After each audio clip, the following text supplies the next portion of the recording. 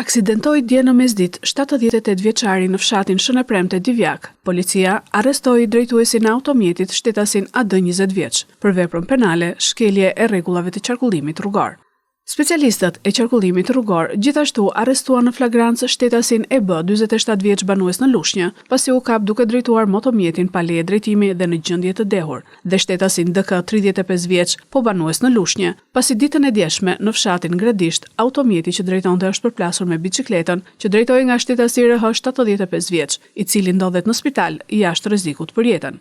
Policia e Divjakës arrestoi në flagrancë edhe shtetasit KD 63 vjeç banues në Çerm Divjak, pasi ka goditur me grushte dhe ka kanosur me mjete të forta një shtetas 32 vjeç. Referoi materialet në prokurori ku nisi procedimi penal për shtetasin AH 43 vjeç banues në Divjak, pasi dyshohet se ka ushtruar dhunë ndaj ish bashkëshortes së tij. Edhe referoi materialet në prokurori për vlerësim pasi ditën e djeshme në fshatin Çerm sektor në ecje sipër, si pasojë një shkëndije elektrike, ka marrë flak automjeti me drejtues shtetasin KD, ku përpasoi pati vetëm dëme materiale.